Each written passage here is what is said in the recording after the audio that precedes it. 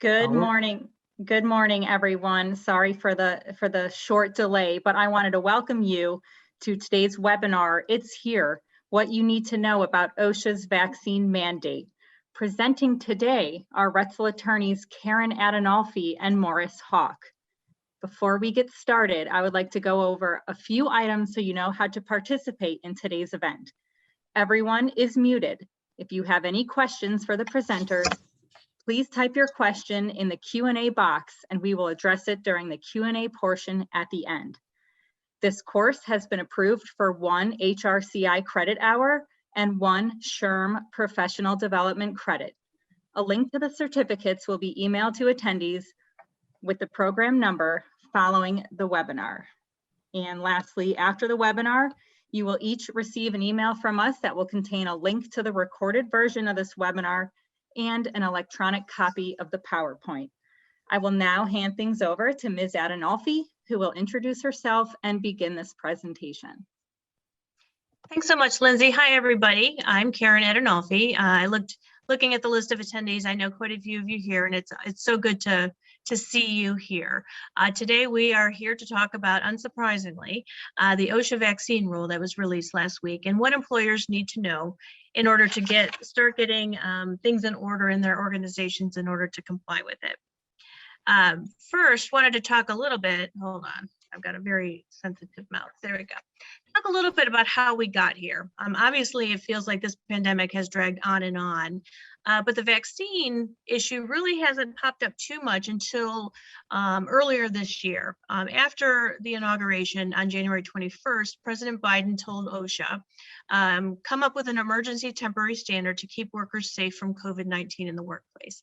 At that time, the vaccines were still in the final stages of being developed in order to be rolled out. So vaccine mandates or recommendations really weren't on the table at that point. In June, it took like almost a full 5 months for OSHA to do that. And when they finally did release an emergency temporary standard, it really didn't do much. It only applied to healthcare workplaces. That all changed on September 6th when President Biden issued an executive order, again directing OSHA to develop an ETS as to mandatory vaccinations for covered employers. That's where I think it really started to get real for us, that this was going to be coming down the pike. We didn't have a timeline at that point, but it looked like this was, and at the time, it looked like it would be a mandatory vaccination ETS. A couple days later, President Biden issued the executive order about federal contractors. There's also a separate one for federal employees, but the federal contractors with qualifying contracts would have to implement a mandatory vaccine policy in their workplace. On November 4th, OSHA issued the ETS that was going to be published in the Federal Register the next day. It is immediately challenged by the attorneys general of numerous states, some private businesses, and some other organizations, but the Fifth Circuit on November 6th, issued a stay while the court considers the application for a permanent injunction against the ETS. That's where it remains today. Actually, I checked about 2 minutes before we went live and there still had been no news. So as of today, the ETS remains stayed. You know, the clock is ticking. I mean, we are getting, we had 30 days for the policy, which we'll talk about a little later. So it's not really clear what's going to happen to the extent that the stay continues to remain in effect. The Fifth Circuit has not given a timetable as to when it will rule as to the permanent injunction. And so until then, we wait. There have been challenges filed in other circuits. There is a procedure to decide which court hears these cases, but that hasn't taken place yet. So I think maybe all eyes are on the Fifth Circuit, at least for the time being. The United States Supreme Court will likely have to take up this rule at some point. It remains to be seen if everything will be stayed until that happens. As of today, there's been no guidance from OSHA or the White House as to what employers should do. So we thought that even in light of the stay, let's talk about what you will need to do should this remain going forward. I think even if there is a permanent injunction stayed, I think the White House, OSHA will just go back and perhaps do it via its regular rulemaking process. A lot depends on how the Fifth Circuit decides this. And if they do issue a permanent injunction, what they're going to say is wrong with the rule. Is it too broad? Is it because it's an emergency temporary standard? Does it violate the Constitution? That will inform sort of what happens afterwards. But again, there's a lot of speculation at this point because we just don't know. So let's get started on a little bit with some nuts and bolts about the ETS. Just a quick overview. Morris and I read through the 490 pages of the regulation and commentary, so you don't have to. The actual standard is only a few of those pages. So OSHA spent significant time and effort to explain its underlying basis and justification for the ETS, knowing that there was almost with certainty that there was going to be legal challenges. So they actually gives us some insight into what OSHA was thinking. But the actual regulations themselves it's not that voluminous. OSHA grounded this rule, the Emergency Temporary Standard, in its powers under the Occupational Safety and Health Act. They're allowed to issue emergency temporary regulations when an emergent need exists to keep workers safe and healthy. And that is the position that they have taken with respect to the ETS, that this is a direct exercise of their power under the OSHA Act. And we will see at the end of the day if the Fifth Circuit agrees with that. All right, which employers do the ETS cover? At its most basic, it's those with 100 or more employees, and that's regardless of location in the United States. It's total head count, not location. So if you have 2 employees at one location and 99 employees at another location, you are covered by the ETS for all of those employees. And that's for 100 and more employees anytime that the ETS is in effect. So if you have 95 as of January 4th, but then on February 1st, you hire 10 more and you're over 100, you then will have to comply with it. Part-time employees are included in this count. It's always kind of a debate sometimes about who's actually an employee for purposes of that head count. For the ETS, you do count your part-time employees.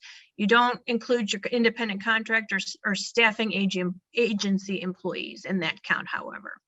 And a couple questions have come up with respect to joint or common ownership. If you've got related companies, interrelated companies, that kind of thing.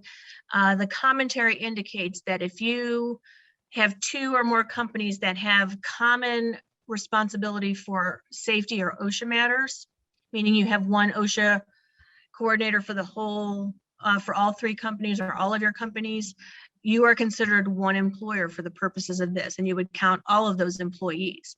If you have, fully owned subsidiaries, that kind of thing that have their own sort of safety and health coordinators or employees, then you would count them separately. So a lot's going to depend on the specifics of your organizations and how they are structured. But there is that provision for a joint or common ownership that would get you to those 100 employees.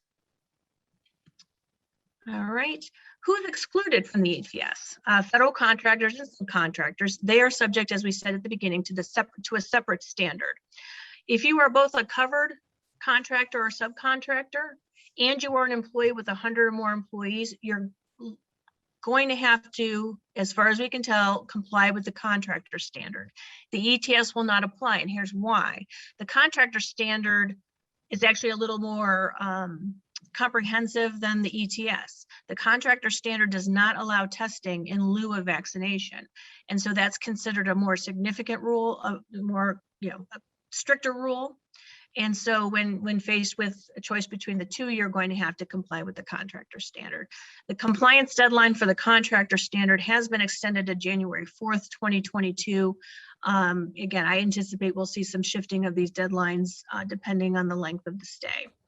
Other employers that are not covered by the ETS, if you're an employer that provides healthcare services or healthcare support, or recipients of Medicare and Medicaid, there is a separate standard for that as well.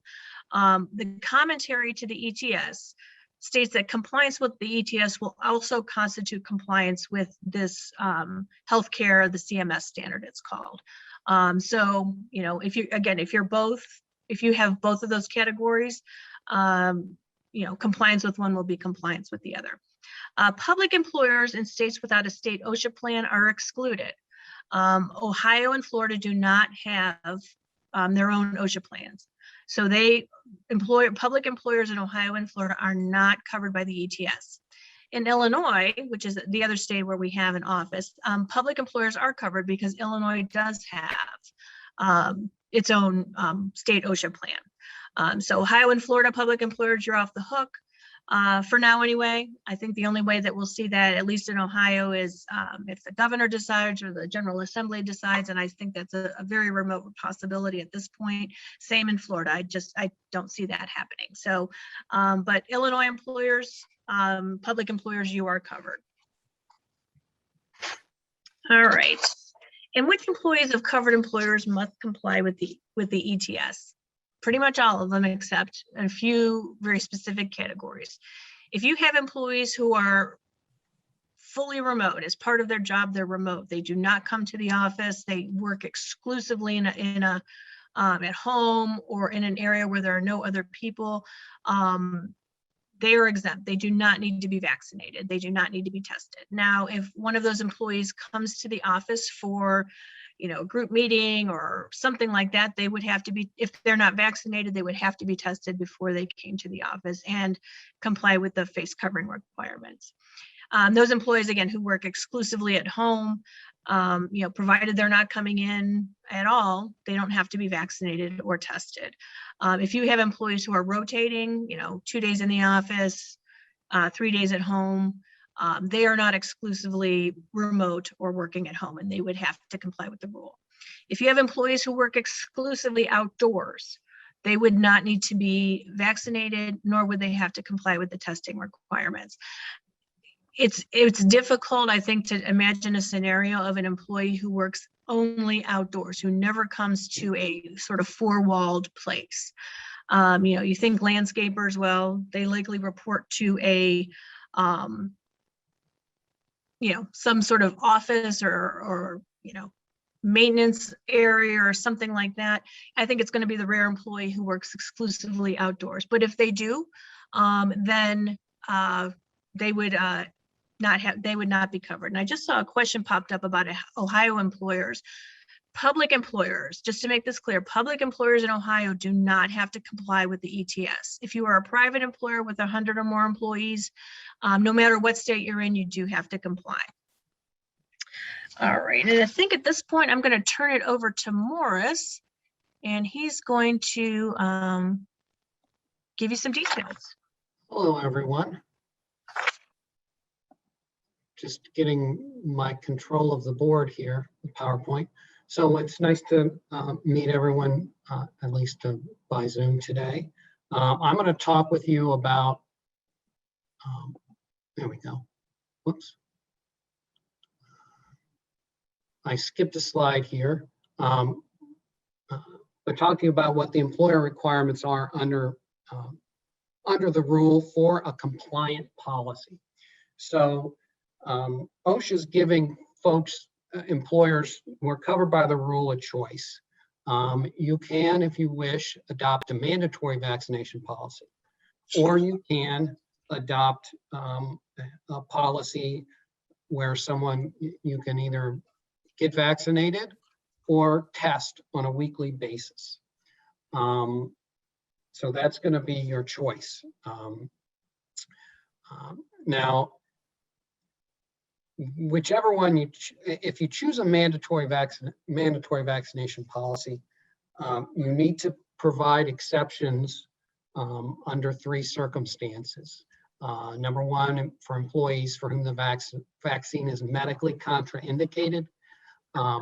Pregnancy is not one of those medically contraindicated factors. They've been set forth by the CDC. Number 2, if the medical necessity requires a delay in vaccination, or 3, if there's an employee with a disability or sincerely held religious belief, practice, or observance that conflicts with the vaccination requirement. And again, this is if you're going to adopt a mandatory vaccination policy saying, look, everyone's got to get vaccinated unless they meet these requirements.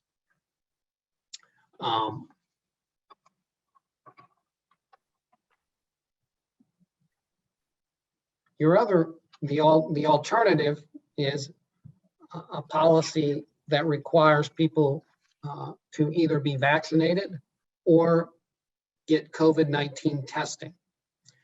If you choose a vax or test policy, for those who are unvaccinated, they must report test results on a weekly basis. The only exception for an unvaccinated person who would not have to report on a weekly basis is if that person only comes into the workplace occasionally less than once a week. If they come in less than once a week, however, and they're unvaccinated, then the OSHA rules require them to produce a negative test when they return to the workplace. So again, this wouldn't apply to exclusively remote, but if someone is an employee who spends, might come in once every 2 weeks, then if they're unvaccinated, they got to give you a negative test to enter the workplace when they do come back. And if someone works on a weekly basis, then every week they need to give you a positive test, and they need to do that. It's a 7-day requirement, 7-day lapse of time. They can't, if they can't give you a test, if they give you a test on Monday that's negative, then they need to give you a test by the next Monday that's negative.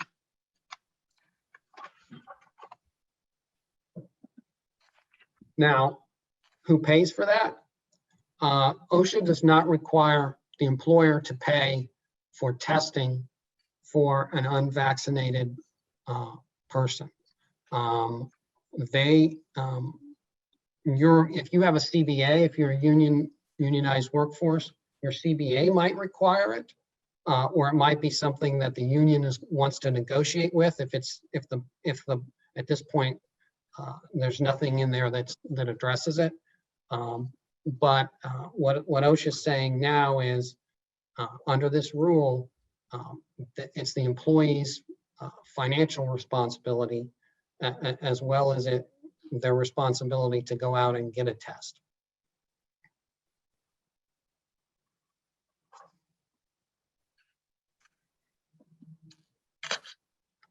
And to talk about that, the second issue, well, what about, let's say some person chooses to be unvaccinated, an employee chooses to be unvaccinated, and they're going to give you a weekly test. Do you have to pay for the time it takes them to go get that test? OSHA doesn't require it. The ETS is silent on that issue. Each state has its own wage and hour laws. I don't see the laws in Ohio or Florida requiring you to pay someone for the time it takes them to go get a test.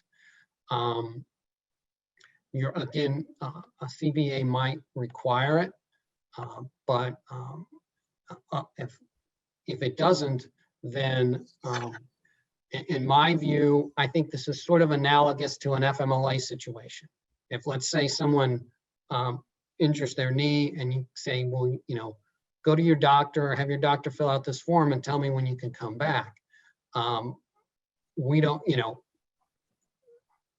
pay, an employer doesn't pay an employee for that time. An employee doesn't say, well, you're requiring me to get this form, so you should pay for me for the time it takes for me to get to the doctor and back. We don't do that on the FMLA. The OSHA doesn't require that with respect to COVID testing, and I would take the position that there's no obligation to do that. And I guess one issue is with respect to testing, where does OSHA expect unvaccinated employees to go? They say medical provider, a pharmacy, a local health department. There's a lot of options now. I mean, you could go down to CVS and get a test, and that's what they're going to require for the unvaccinated. If you choose a policy that makes the distinction between, that permits someone to choose to remain unvaccinated, and that's going to be the expectation. Your policy is also going to have to address what happens if an employee isn't tested, doesn't provide you documentation, or presents a positive COVID-19 test. In any of those circumstances, they need to be excluded from the workplace. So the OSHA's rule is going to require that. I saw a pop-up, are at-home tests acceptable? And I've gotten that a lot. It's a common question. What OSHA says on at-home tests are, it can't be both self-administered and self-reported. So if someone gets an at-home test, a take-home test, they can do it in front of the employer. You can have them come in and do the test, and you can look at the test to verify that it's positive or negative. They also mentioned there can be a telehealth proctor who observes it, observes someone taking the test. And I would assuming that would be available through a pharmacy or perhaps even the company that creates the test. But yeah, but the rule doesn't, if OSHA looks at your roster of vaccinations and asks for documentation, they would take the position that a take-home test that was administered by the employee and reported by the employee is not a valid test one way or the other. So let's see. So yeah, essentially, if they don't give you a test, you have to exclude them from the workplace. If they present a positive test, you have to exclude them from the workplace. They do mention if someone receives a positive test, they're not required to undergo testing for 90 days following the positive test or diagnosis. That's a little confusing. Really what they mean to say, if someone has a positive rapid test, antigen test, they're anticipating that person should go get a more detailed NAAT test to see whether it's a false positive or not. All this means, the 90-day rule, all that means really is once someone has contracted COVID, a rapid test is going to show that even if they recover, like in 10 days and they're back to work, the rapid test might still show a positive result. So that's what that means. If someone tests positive, they're out of work, they come back to work, then they don't have to do a test for 90 days because it's not going to show really, it's just going to show that they have been infected. Okay.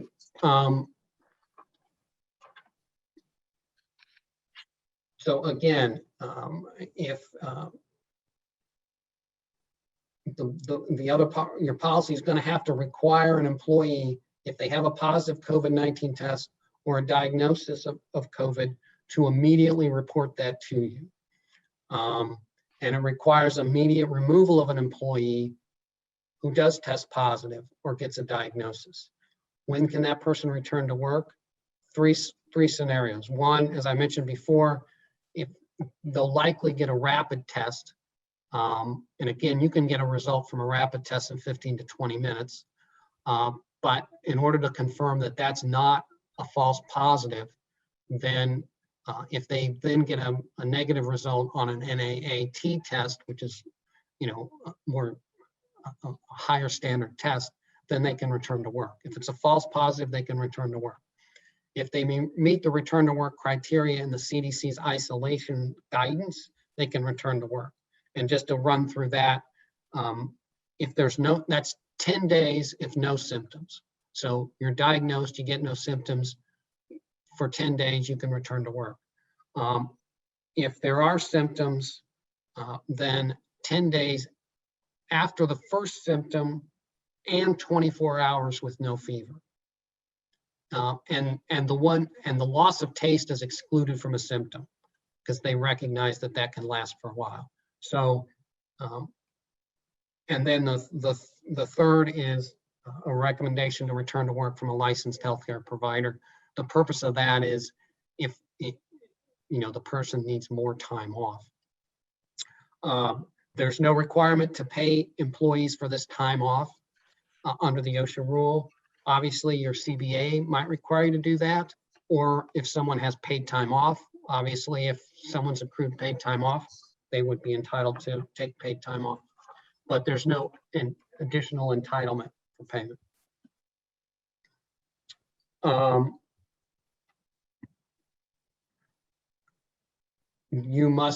Your policy must require that anyone who is not fully vaccinated wears a mask when indoors or in a vehicle with another person for work purposes. There are exceptions. One is if the unvaccinated person's alone in a room with floor-to-ceiling walls and a closed door, if they're eating or drinking, for identification purposes and compliance with security requirements, if they're wearing a respirator or a face mask, or if the employer can show the use of face coverings is infeasible and creates a greater hazard. And there's specific requirements for that.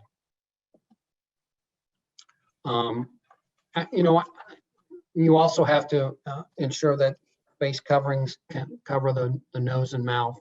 They're replaced when they're wet, soiled, or damaged. And you can't prohibit employees from wearing masks if they would like to do so. So even if a vaccinated employee says, I feel comfortable wearing a mask, even though I'm not required to, you can't prohibit that. Or you can't prohibit customers or visitors from wearing masks if they choose to do so. Gaiters count as face coverings as long as they're folded over, so there's at least 2 layers. The other requirement of a policy is that you must inform employees of the policy in the way that you would normally inform employees of any employment policy. You also need to provide, in addition to giving them the policy, the key things to know about COVID-19 vaccines from CDC. That's a requirement of the rule. You have to inform them that it's impermissible to retaliate against someone for reporting a work-related illness, and which you probably already have that policy, and as well as the requirements of Section 11C. The one additional one that's new is informing them that there are criminal penalties associated with knowingly supplying false statements or information. So again, kind of to recap, the OSHA is going to require you to have a policy, a compliant policy, and it's going to require that obviously you choose either mandatory vaccination or vax or testing. You're going to need to provide people with paid time off, which Karen's going to talk about a little bit more to get testing. You're going to have to require them to report a positive test. You're going to have to require unvaxxed people to test at least every 7 days and provide you with that test. And all this needs to be in writing. So I guess it's our view, while we are waiting to see what the courts do, we think it's a good idea to at least get your policies ready to go, so you're prepared no matter what happens. Now I'm going to hand it back to Karen so she could talk about how to determine vaccination status. All right. I saw a question pop up while Morris was talking about HIPAA. And can you require somebody to submit the documentation of vaccination status without violating HIPAA? It is not a HIPAA issue. So with respect to complying with this ETS standard, and frankly, I think employers have been collecting vaccine information for some time now. it's not a HIPAA violation. It does not violate the ADA's prohibition on medical inquiries or examinations. The EEOC has made that clear almost from day one. So to the extent you have an employee throw out the HIPAA justification for not providing it, that does not fly here. So don't worry about HIPAA. Don't worry about the ADA, as long as you're complying with what you can request here. One of the requirements of the ETS is that covered employers must determine the vaccination status of all of their employees. And to the extent that you hire new employees during this period, you have to determine that as soon as practicable. Probably you would do that during the onboarding process.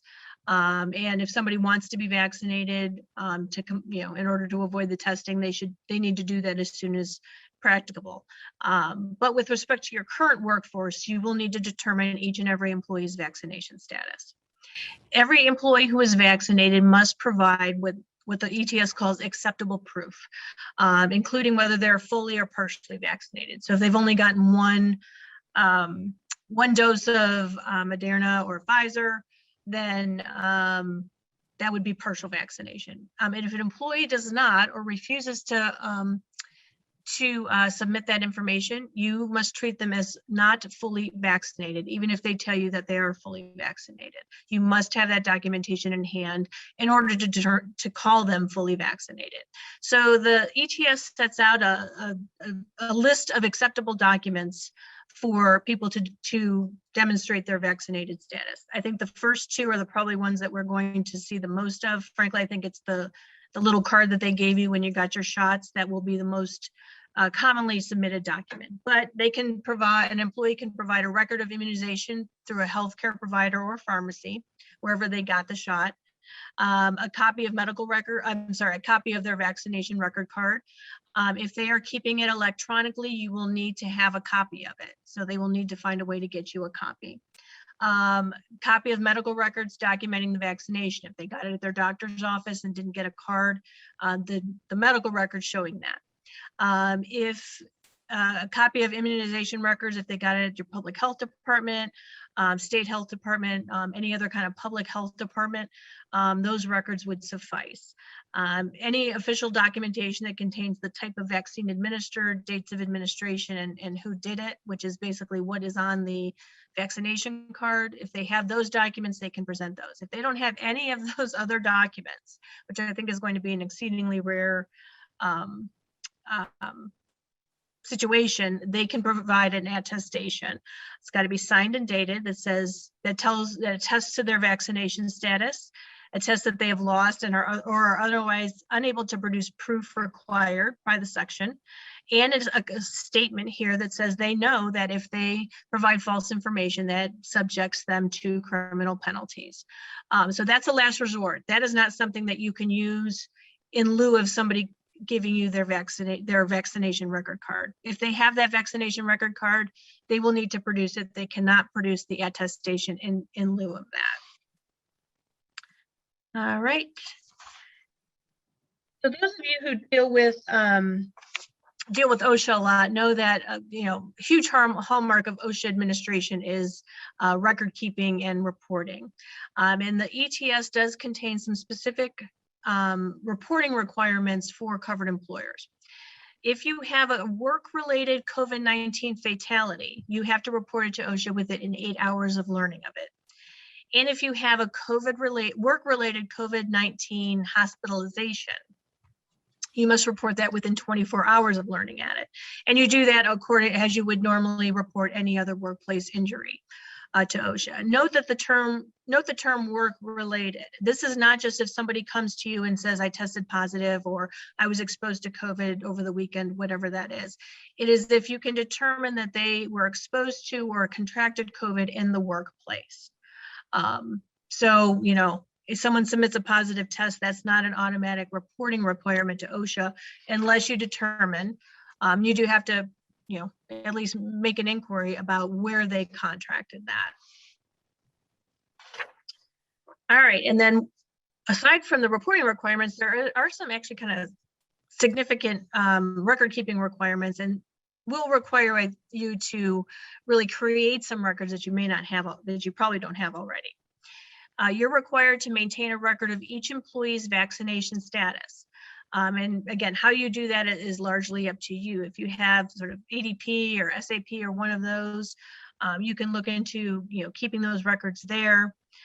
You must preserve acceptable proof of vaccination for each employee who's fully or partially vaccinated. So you must keep a record of that document or card or the attestation if that is something that is submitted to you.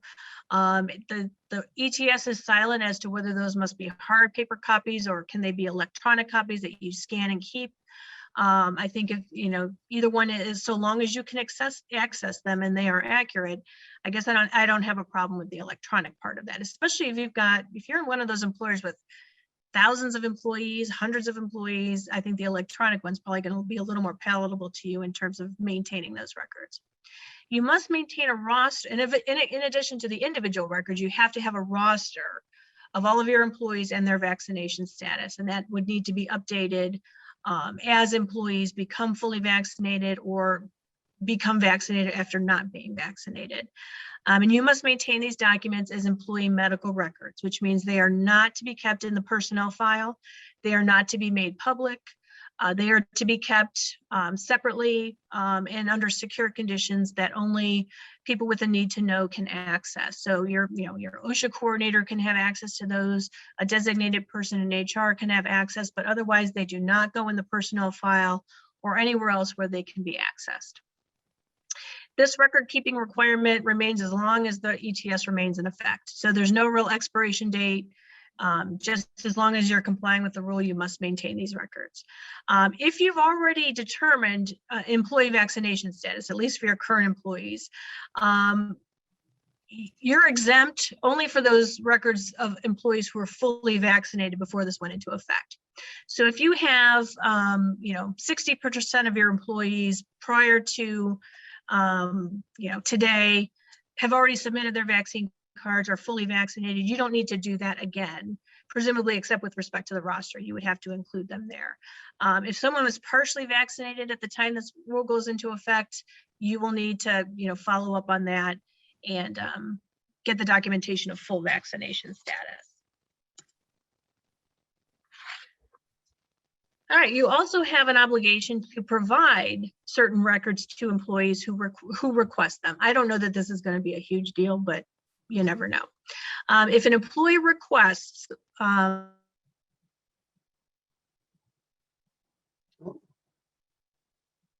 Karen, Karen has glitched a little bit. Oh, are you back on, Karen? I am. Okay. Can you hear me all right? Yes, you glitched Okay. there for a second. Okay.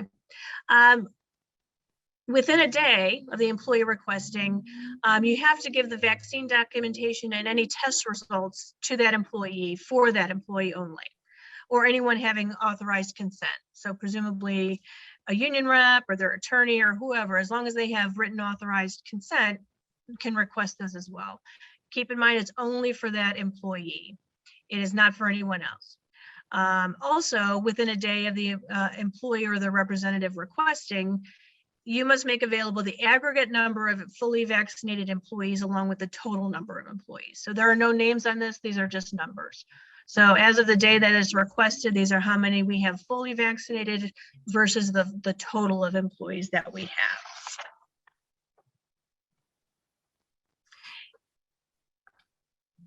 All right. Oop, sorry, I have a very, very sensitive mouse.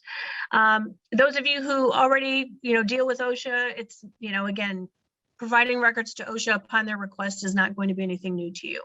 But upon request from OSHA, within 4 business hours after a request, you must provide the employer your written policy under this section and the aggregate numbers that we talked about in the previous slide. By the end of the next business day after the request, all of the other documents required by the ETS must be produced. So that would be actually everybody's, documentation, everyone's testing results, those kinds of things. Again, I'm not sure this is, OSHA's already, way down in terms of, in terms of their ability to enforce the laws they have. I guess I just don't see this being a huge deal, but I guess we will see. All right, paid time off and sick leave. For recovery from vaccinations, those who experience an adverse effect from a vaccination, you must provide reasonable time and paid sick leave to an employee to recover from side effects experienced following any primary vaccination dose. And that's, either the 2-dose or the 1-dose. As I read it, it doesn't apply to boosters and that kind of thing. And in fact, the ETS is completely silent on boosters. So it's really this is only applying at this point to the primary vaccination dose. In order for an employee to get a vaccination, the employer must provide a reasonable amount of time for each of the primary vaccination doses. And they must provide up to 4 hours of paid time, including travel time, for each of the primary vaccination doses. So if somebody's getting the Johnson & Johnson, they get up to 4 hours. If they are getting the Moderna or Pfizer, they get a total of 8 hours. Now, they don't have to use it all. If they're, going somewhere where it takes 10 minutes to get there, they don't get the whole 4 hours. They get up to that amount. So you can require them to submit documentation of the time, that kind of thing. All right. And what everybody wants to know is, when do we have to have this done? Again, as I mentioned at the beginning, the stay is a huge, huge wild card here. Presumably, the stay means you don't have to do anything. The rule's not in effect, but at the same time, the stay could be lifted on November 28th and no change of these dates might be forthcoming. So by December 5th, 2021, you have to have all the requirements in place except for testing. So all your policy, procedures, surveying your employees, that kind of thing, giving them the information they're required to get, that has to take place under the terms of the ETS by December 5th. By January 4th, you must begin to test for all non-vaccinated employees. Employees who have completed the primary vaccination steps, that is the 1 or the 2-dose, depending on which one you're getting, do not need to be tested, even if they haven't completed that 2-week waiting period.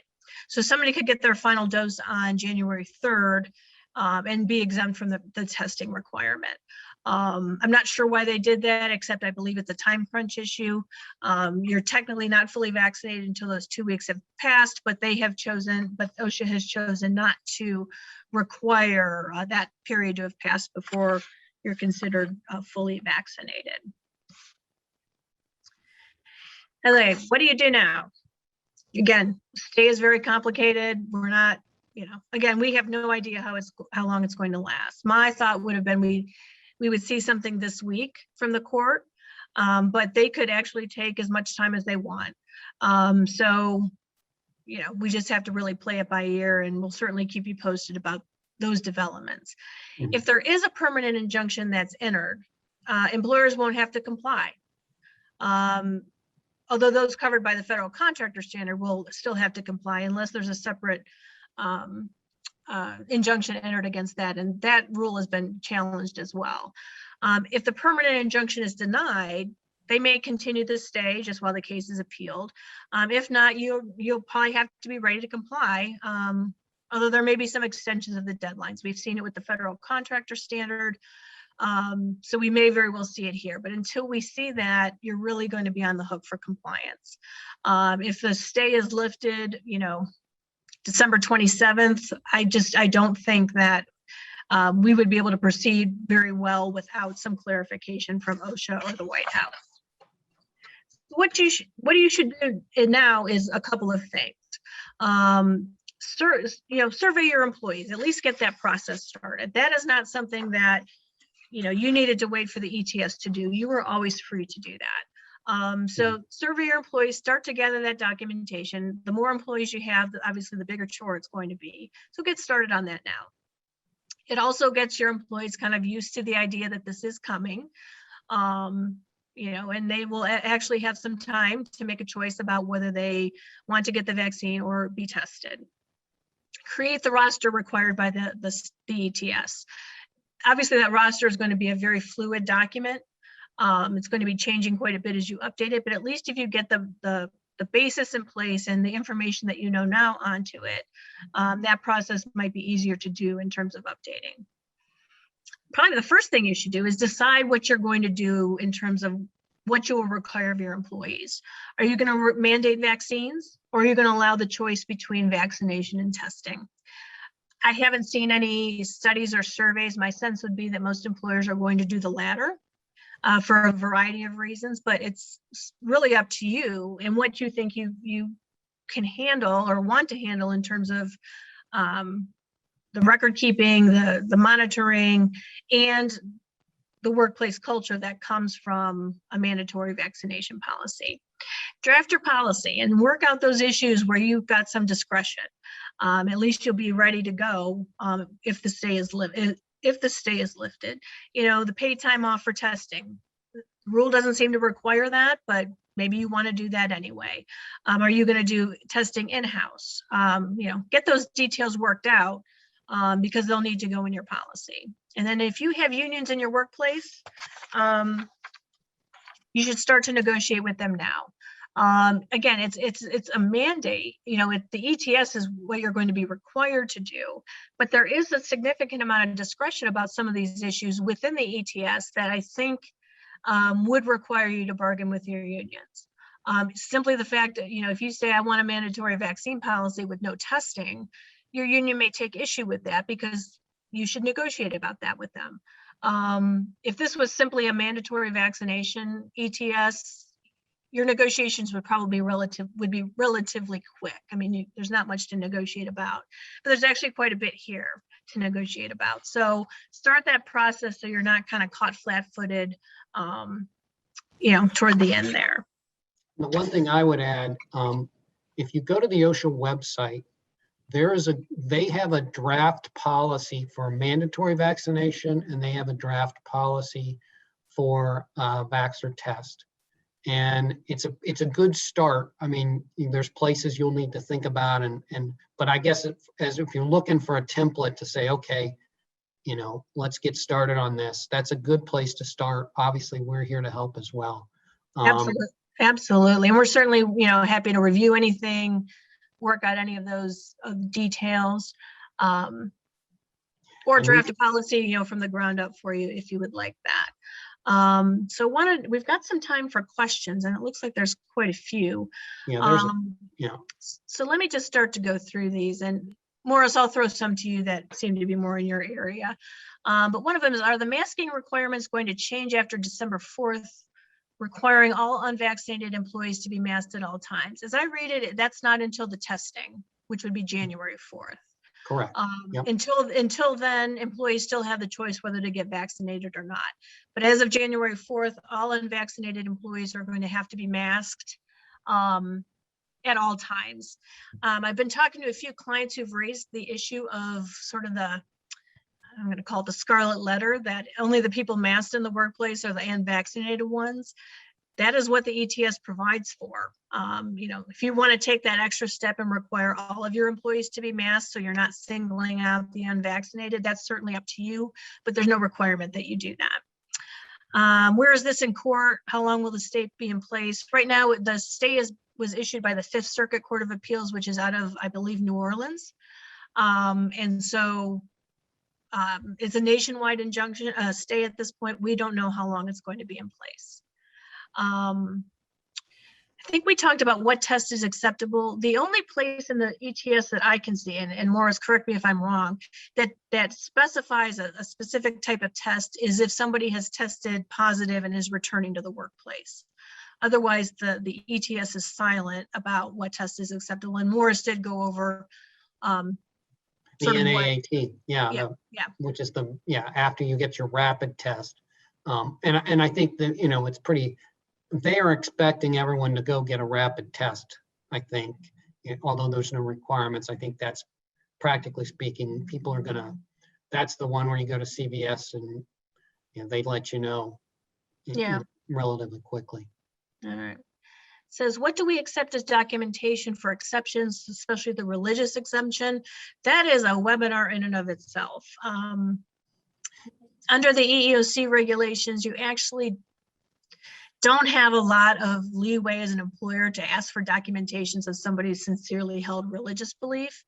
And again, we could take up a lot of time talking about that. So my sense is we may actually have another webinar or something on that, because that is an art in and of itself that I think a lot of employers, just don't deal with on a day-to-day basis. But there is some information that you are allowed to request.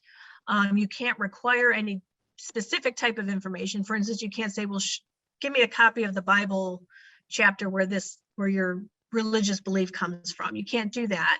But to the extent that something is very unusual or something just doesn't seem, like it falls in line with a sincerely held religious belief, there is some documentation that you can request. And again, I'm certainly happy to take this offline for anybody who wants to have that conversation. And let me just jump in here. Oh, go ahead. I was just going to say, if you have people with a medical exemption or a religious exemption, the reasonable accommodation to not getting the vaccine is the testing. You may have people, and I have seen this, and Illinois has had a mandate for healthcare workers for a couple months now. So we saw this at the beginning.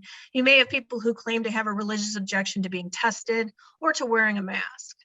And as I see it, there's really not going to be a lot of leeway with that. It's really going to be one or the other, but there is some very sloppy language, I think, in the ETS about that. So we'll have to see. And Morris, what were you going to say? That's what I was just going to say. If you have a mandatory policy and someone is entitled to a reasonable accommodation, then the reasonable accommodation is the testing. So they will have to be tested. Okay.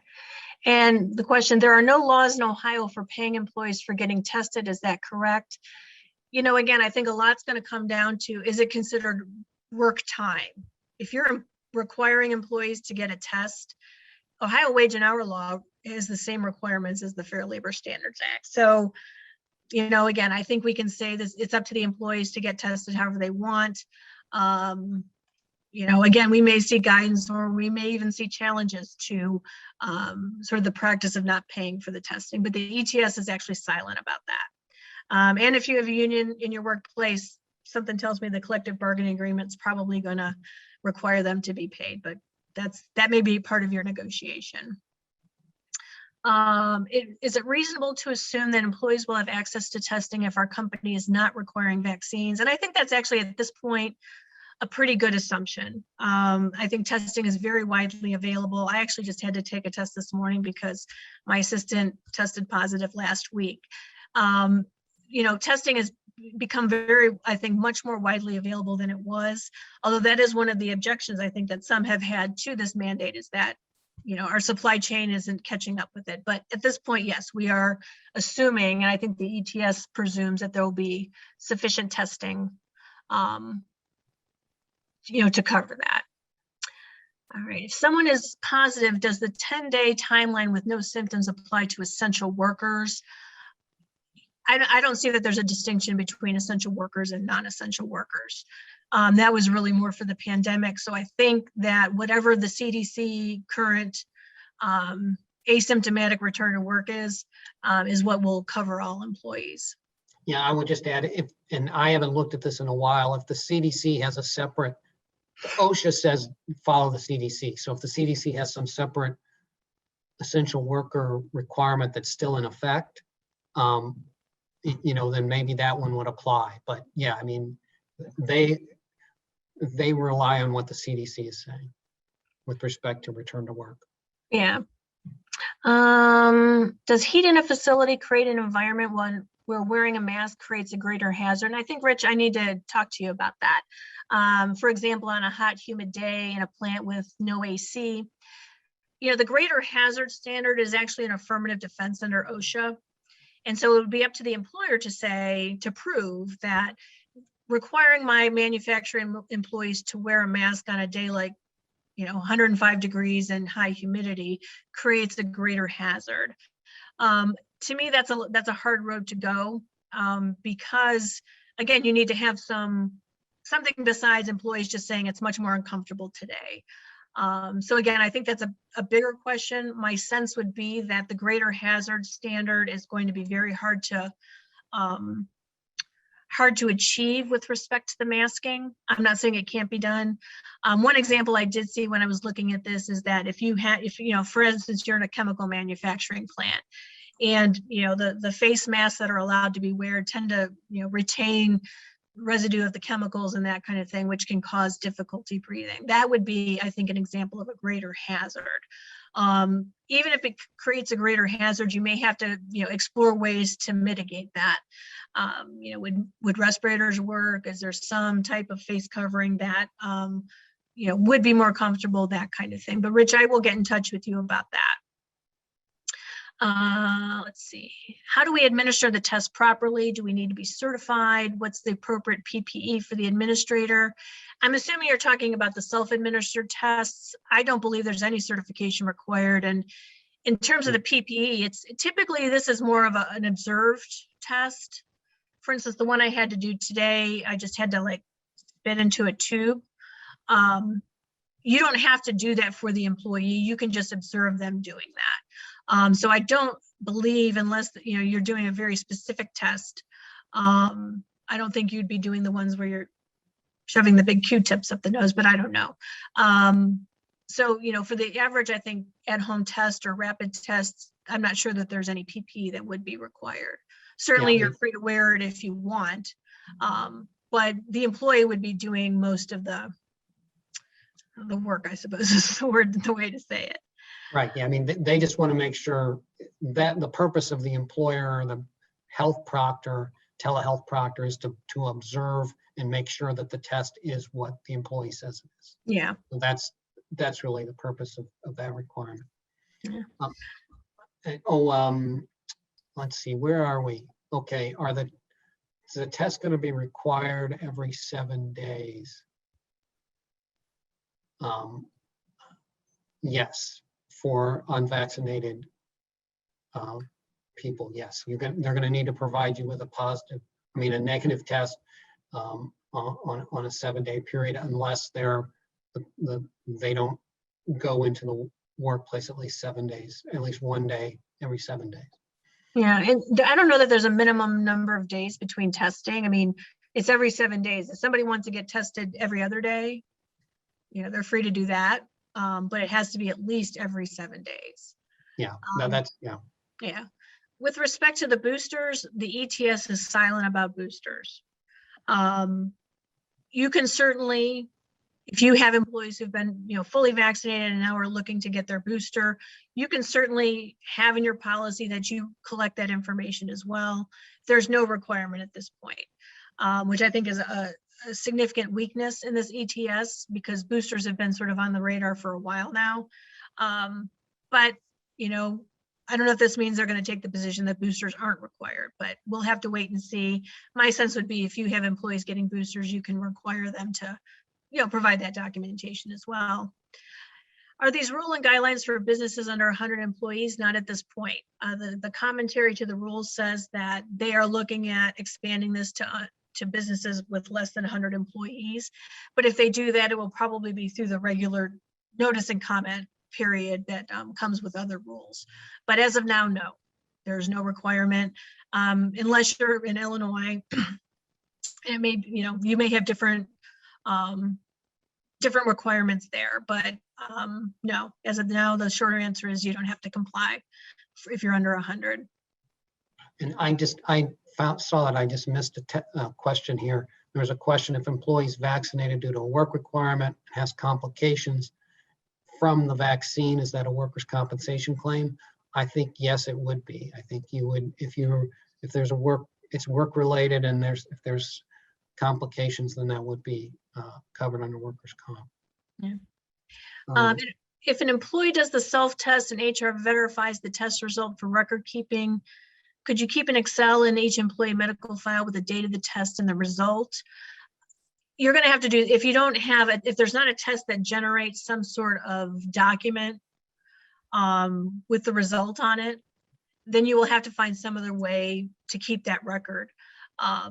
Frankly, it could be, like you said, a designated person who's observed the test and can document it. You can also do, photograph of, whatever indicates that the test is negative. or positive and that kind of thing. But you do have to find some way to document that. Usually if somebody's going to a pharmacy or a Department of Health, they're going to get something that says that you will have to keep that record. If not, if they're doing the self-test in front of you, you know, you just might have to be creative about how you do that. If someone, let's see, someone has the vaccine and has serious long-term side effects, will the government compensate them for this? No, it will not, at least not as of now. Where the test isn't available, you know, again, according to the ETS, if you have someone who comes in and says, I couldn't get a test, I couldn't find one, they need to be excluded from the workplace. There's no exemption in there for people who can't find a test. And the same for the employees that fail to test or submit a test, they must be treated as, if they're not vaccinated and they haven't tested, they have to be excluded from the workplace until they can submit a positive test. I mean, sorry, a negative test. I haven't seen any roster templates. I don't think there's any kind of specific form it has to be. I kind of envision like an Excel type, but that's really up to you. If you want to even just do a word process one, it really is how easy is it going to be to update it kind of thing. Will the employer be protected should an employee develop health issues because of the vaccine? As we said before, if it's something that, if it's the mandatory vaccine route that you decide to go and somebody becomes ill because of the vaccine, that can be a workers' comp claim. Will the employee be able to come back on the employer who mandates? Again, it would really be through workers' comp, and that would be the employee's recourse, I believe. Let me just jump. I see the next one is partially vax in the waiting period on 1/4/22. Will they be considered not fully vaccinated? An employee has to be tested.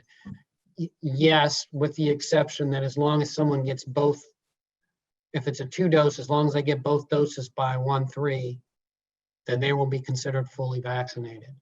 Yeah, So the 2-week waiting period doesn't figure in here. Right. But if they only have 1 dose by 1/4/2022, then they're not fully vaccinated. Let's see. And with respect to December, unvaccinated employees will be required to test and wear the face covering as of January 4th.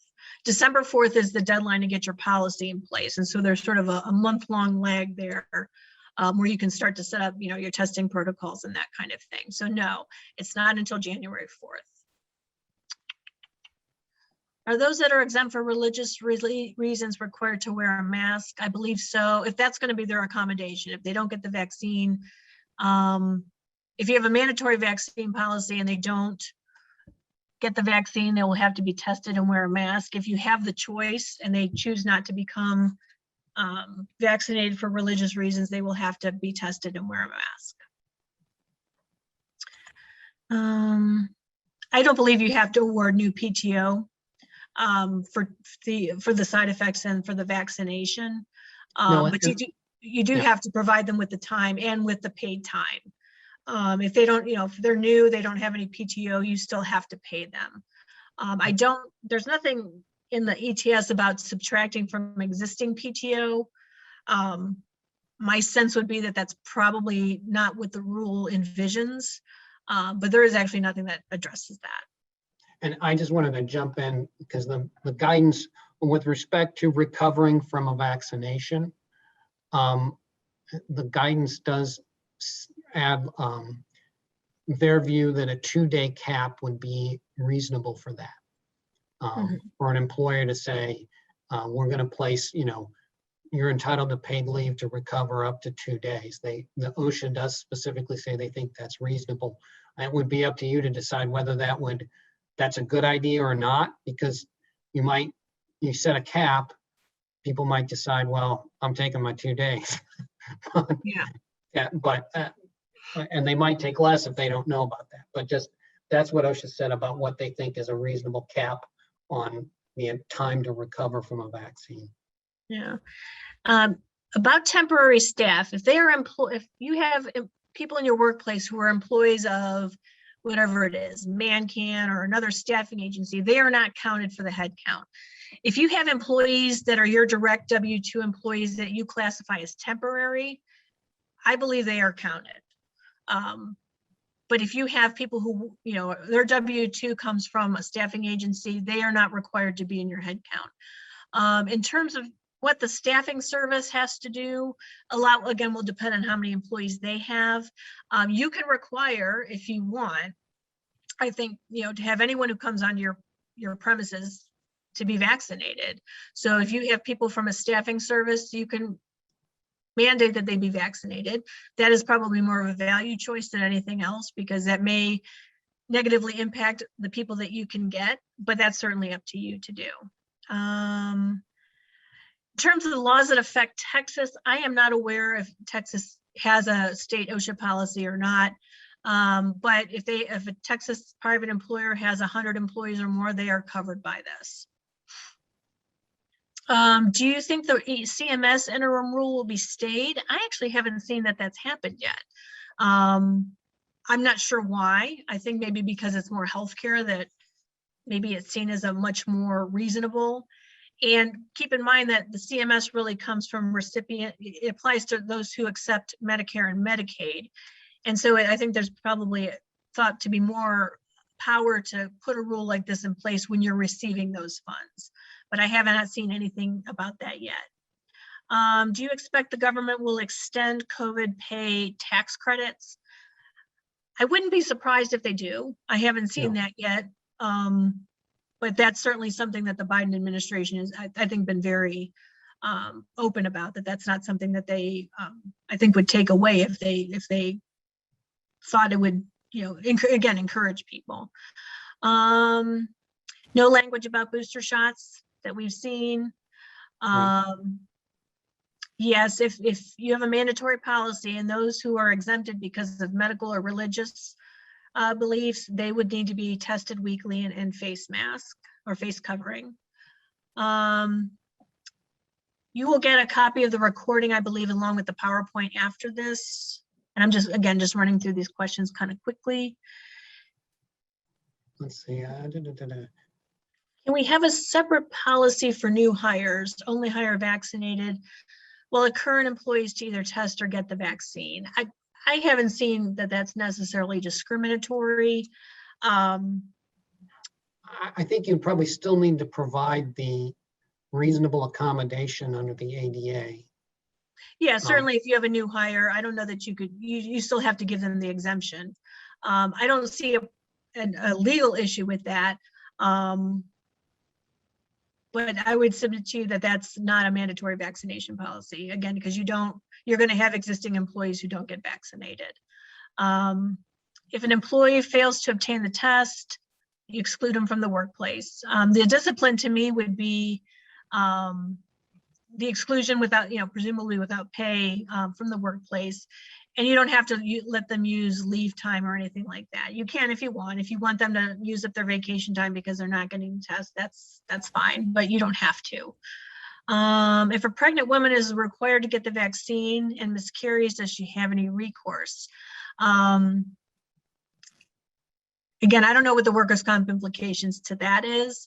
If you require a pregnant woman to get the vaccine and her doctor says, at least while she's pregnant, she should be exempt, you can certainly, adhere to that and then just require her to be tested. I would think that a miscarriage is not going to be something that is foreseeable with respect to someone getting the vaccine. But again, I haven't seen any case law about that. Yeah, and if someone has one dose and then can't get the second dose because of the side effects, they're not fully vaccinated and they would have to be tested and wear a face covering. Truck drivers who are driving in the truck 90% of the time, if they're by themselves, okay, yeah. But what's the other 10%? Is that if they're in a facility, again, I think you can treat them as remote workers. If they come in more than once every 7 days, they're going to have to be tested once every 7 dathere. Yeah, if they only come in once a month, then they have to be tested at the time that they come in. And Joanne, I'll get back with you on that because there were negotiations with the trucking industry, and so I'll follow up with you on that one because there are working outside. I think there are circumstances in which they will view a trucker as being someone who is not in contact with others, but I'll follow up with you on that. And then already having COVID, no, it does not have any bearing. There is no provision really, except for that 90 days after somebody is diagnosed with COVID or test positive, they don't have to be tested.